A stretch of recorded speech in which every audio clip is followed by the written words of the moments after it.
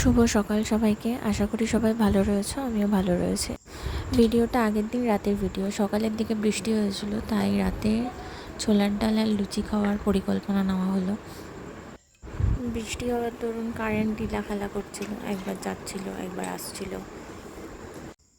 আমি ডালটাকে কিছুক্ষণ ভিজিয়ে রেখেছিলাম, ভিজিয়ে রেখে ভালো করে ধুয়ে প্রেশার কুকারে দিলাম সেদ্ধ হওয়ার জন্য। তার মধ্যে আলু কেটে নিচ্ছিলাম।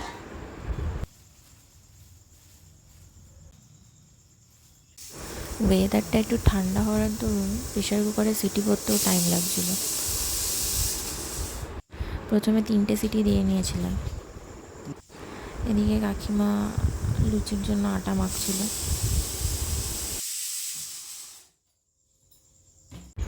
এখানে আলুগুলো চৌকো চৌকো করে কেটে ধুয়ে নিয়েছি। আর ফোড়নের জন্য 5 ফোড়ন, তেজপাতা, শুকনো লঙ্কা, এলাচ, লবঙ্গ আর দারচিনি নিয়েছি।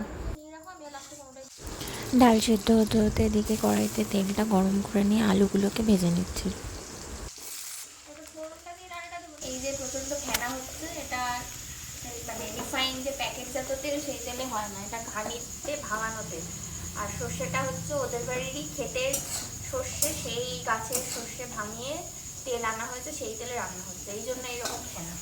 যতই কাটানো হোক না কেন, কাটানো হোক না কেন তেলটাকে, তবুও ফেনা হচ্ছে। এর আগের দিন মাছ ভাজতে গিয়ে আমি তো ভাবলাম যে আমি কাঁচা তেলের উপরই মাছ দিই। আলুগুলো ভাজা হয়ে গেছে, এবার আলুগুলোকে একটা পাত্রে তুলে নিচ্ছি। এবার কড়াইতে সব ফোড়নগুলো একে একে দিয়ে দিয়ে আদা কুড়িয়ে রেখেছিলাম সেটাকেও দিয়ে দিলাম। ফোড়নটা একটু ভাজা হয়ে আসার পর ডালটা দেব। ডালটা সেদ্ধ হয়নি দেখে নিয়ে আবার এটাকে চাপানো হয়েছে। গ্যাসে স্ট্যান্ড দেওয়ারও টাইম নেই, কারণ এদিকে ফোড়ন পুরো রেডি, ডালটা দেওয়ার অপেক্ষা। বাহ, নিবেও গেছে। ডিস্কো গ্যাস আমাদের বাড়িতে, সব ডিস্কো আমাদের বাড়িতে। ওইটাই দিয়ে এটা হবে না। কাঁচা বড় খাওয়া তো আমি। এবার ডালটা সেদ্ধ হয়ে গেছে, মুখ ফেটে গেছে।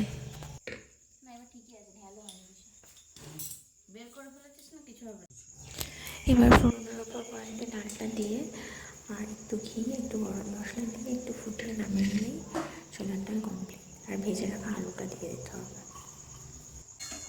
একদম ঝোল ঝোলেও না, আবার রান্না করার পরে এর থেকে একটু ঝোল হবে, এই সেটা রেখে দিলে এরকম এরকম ইয়ে হয়ে যাবে। ওই জলটা দিস। মিষ্টি, আমি তো ভাবছি ওটাতে মাছিনি দেয়। টমেটো দেওয়ার কথা একেবারে মাথা থেকে বেরিয়ে গেছিলো, তাই জন্য পরে একটু টমেটো ছোটো ছোটো করে কুচিয়ে দিয়ে দিলাম, একটু ভালো করে ফুটিয়ে নিলাম।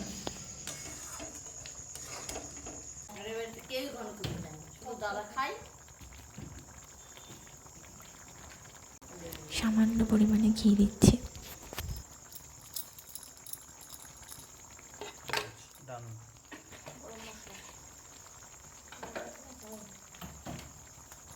মা গেল বললাম ঘি আনতে,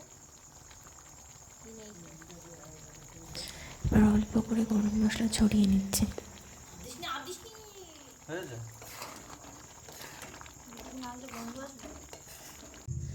ডালটা রেডি হয়ে গেছে, নামিয়ে নিয়েছি একটা পাত্রে। আজকের ভিডিওটা এইটুকুই। সবাই ভালো থেকো আর পাশে থেকো। টাটা।